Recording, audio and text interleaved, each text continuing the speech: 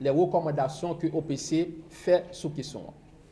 Alors, première recommandation que nous faisons et que nous déjà adressée aux autorités, nous voyons une correspondance au directeur général de la police, nous voyons une correspondance à l'inspecteur général de la police, nous voyons une correspondance au président de la République, nous voyons une correspondance également au président du Conseil supérieur de la police nationale et qui joue le rôle de président de ce conseil et qui également c'est le Premier ministre. Alors, qui ça qui vient dans la recommandation ça? D'abord, c'est que par rapport à question que nous avons appelée reconnaissance syndicat au niveau de la police, nous faisons qu'on est dans la correspondance que nous adressons que Constitution 1987 là, en son article 35-3, garantit la liberté syndicale. La liberté syndicale est garantie, point. Dans l'article 35-3. Il y a un deuxième document que l'État haïtien signe et ratifié au niveau de l'OIT, eh bien c'est la Convention numéro 87 qui garantit également la liberté syndicale. Et dans un article qui est dans la Convention 87 là, ma prend liberté pour moi pour nous, même si que nous prenons bien sous les yeux, eh bien c'est article 2A, il dit que les travailleurs et les employeurs, sans distinction d'aucune sorte, ont le droit, sans autorisation préalable, de constituer des organisations de leur choix, ainsi que celui de s'affilier à ces organisations. Donc la référence là, c'est article 2 de la Convention numéro 87 sur la liberté syndicale, signée et ratifiée par l'État haïtien. Par contre, dans un autre registre, nous gagnons un arrêté qui était pris en 2013, que nous gagnons là, qui dit un bagage contraire. Et c'est l'article 11 qui dit. Article 11 dans dit les fonctionnaires de la police nationale de tout grade sont soumis aux conditions suivantes. Ils ne jouissent ni du droit de grève, ni du droit syndical, et l'exercice d'activités politiques leur est interdit. Cela veut dire que article 11 ça qui en dans arrêté qui était pris en août 2013, nous pas besoin faire trop d'analyse, n'a pas que en désaccord avec la constitution haïtienne, en désaccord avec la convention numéro 87. Et fort de ce constat, nous-mêmes au niveau de l'OPC, nous faisons recommandation auprès du président de la République pour nous demander pour que lui prenne un décret modifiant l'article 11 qui est dans arrêté. Donc nous adressons une correspondance datée du 6 mars au chef de l'État, et bien côté que nous demandons pour que lui-même en tant que garant de la bonne marche des institutions, et bien pour prendre un décret pour abroger l'arrêté, l'article 11 de l'arrêté établissant le statut particulier des membres de la police nationale pour que ce texte soit, comme je l'ai dit tantôt, soit conforme à la loi mère. Parce que bon texte qui dit en dans la Constitution, une fois que une convention ratifiée par l'État haïtien, eh bien convention ça, il gagne le dessus sur tous les autres textes. Ça c'est première recommandation que nous faisons aux instances concernées, mais nous précisons également dans considération, dans la recommandation que nous faisons, nous dit que il faut que gagner des restrictions par rapport à le droit d'organisation, le droit syndical, la liberté syndicale, avec bien évidemment des restrictions spéciales liées au fonctionnement de la police nationale comme étant un service d'utilité publique. Donc bref, le droit syndical, la liberté syndicale, li garanti par la Constitution haïtienne, ou pas capable d'intransiger sous lui. Nous ratifier des conventions dans ce sens ça, mais nous demandons, il faut que, au plus haut niveau de l'État, ils prennent les dispositions pour capable abroger, annuler cet article 11 qui pose problème et permettre à ce que les policiers jouissent de s'annuler la liberté syndicale, bien évidemment avec des restrictions spéciales liées au fonctionnement de la police comme service d'utilité publique. Ça, c'est sous premier point. Maintenant, sous deuxième point, là, nous avons parlé de révocation de 4 policiers. Je prends le soin pour me citer non. C'est Madame Yannick Joseph, agent 2, Monsieur Jean Elder Lundi, inspecteur principal, Monsieur Abelson Groneg, agent 2, et Monsieur Gédéon Montbrun, agent 2.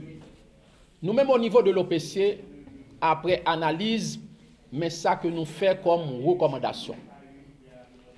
D'abord, nous estimons que révocation 4 agents de la police a venu dans un contexte côté que vous avez parlé justement de droit syndical, de liberté syndicale, et vous avez fait tentative pour mettre un syndicat sous pied.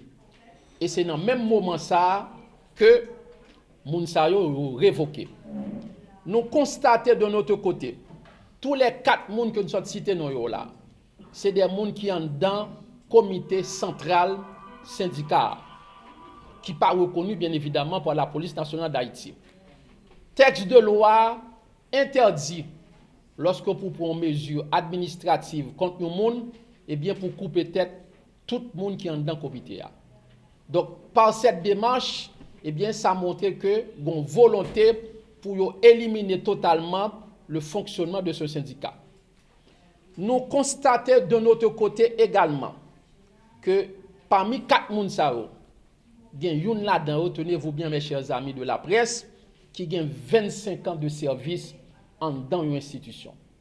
Nous sommes capables d'imaginer nous-mêmes en tant que journalistes, professionnels, lorsque par exemple on fait 5 ans, 10 ans, 15 ans, 20 ans, ou bien 25 ans à travailler dans les médias, et puis pour t'avoir un bon matin que les médias a décidé de renvoyer sans aucune forme de procès. Et c'est ça qui arrive plusieurs de ces agents, en l'occurrence, en particulier, M. Jean Elder Lundi, qui est un inspecteur principal, qui a 25 ans, qui baille tout temps, toute jeunesse, nous sommes capables de dire, au sein de l'institution policière, et sans aucune forme de procès, dans un moment côté a parlé de liberté syndicale, il a été renvoyé. Nous estimons au niveau de l'OPC, cette décision va à l'encontre de un article qui est dans la Déclaration universelle des droits de l'homme que l'État haïtien signe depuis 1948, n'a parlé de l'article 25 qui garantit la sécurité sociale pour tous les employés, tous les travailleurs sans distinction aucune. Et pour toute raison ça, nous adressons une recommandation à la direction générale de la police. Nous adressons la même recommandation à l'inspecteur général de la police. Nous adressons copie correspondance ça au président du Conseil supérieur de la police nationale. Et nous attirer attention chef de l'État sous décision ça et nous demander une réévaluation de dossier 4 Mounsao qui renvoyé de l'institution dans un contexte, dans un moment que tu as parlé justement de liberté syndicale et nous attirer attention autorités à travers cette recommandation ça sur bien évidemment le statut particulier, l'ancienneté de M. Jean Elder Lundi, comme nous sommes dit, qui gagne plus que environ 25 ans depuis que la bail service, depuis qu'il a mis compétences au service de l'institution policière. Et dernière recommandation que nous faisons aux autorités, et en particulier à l'inspection générale de la police, OPC nous voulait rappeler, il est là pour lui protéger les droits, pour lui faire promotion des droits de tous les citoyens et sans distinction aucune, sans que pas une force de côté. Nous sommes capables de rappeler que le 7 et le 23 février, il y a des incidents regrettables, il y a des scènes de violence que nous-mêmes nous découvrons en tant que journalistes. Et c'est peut-être ça que, dans toute recommandation que nous faisons, nous faisons l'autre recommandation, côté que nous demandons pour l'inspection générale de la police, diligenter une enquête en toute objectivité, sous les regards de quelques observateurs nationaux, de quelques défenseurs des droits de l'homme, sous les regards de quelques observateurs internationaux, pour qu'ils soient capables de déterminer degré de responsabilité qui était gagné dans les actes de violence qui étaient faits le 7 février et qui étaient faits le 23 février, d'abord devant l'inspection générale de la police, ensuite devant cabinet Maître Samuel Madistin en Lalu, et aussi devant les locaux de Radio-Télévision Caraïbes. Peut-être que ça, c'est dans une perspective de l'application des sanctions administratives ou pénales. Nous voulons rappeler, avant que nous terminions, tout en reconnaissant, tout en appuyant à 100% le droit à la liberté syndicale, le droit d'association, qui ce n'est pas un cadeau, mais c'est plutôt un droit acquis, c'est un droit fondamental. Au niveau de l'OPC, nous voulons rappeler à tout acteur la nécessité pour être capable de mettre de côté violence lorsque il y a revendiqué pour des droits. En même temps que ou a gourmet pour faire respecter les droits, en même temps nous ne pas croire que le monde capable de violer les droits de l'autre monde. C'est intolérable, c'est inacceptable pour si par exemple des gens a fait des manifestations, des revendications, et puis pour moun décider, prendre clé, véhicule l'autre citoyen, pour le Kembel, et puis pour tenter demain matin, citoyen ça, c'est devant une station de radio pour aller jouer une clé. Nous pensons que ce n'est pas les droits de l'homme. Nous pensons que ce n'est pas l'exercice des droits de l'homme, ce n'est pas la jouissance des droits humains. Et c'est peut-être ça que nous voulons attirer attention, autorités, les parties prenantes, sur nécessité pour que vous preniez en compte toute considération, toute recommandation.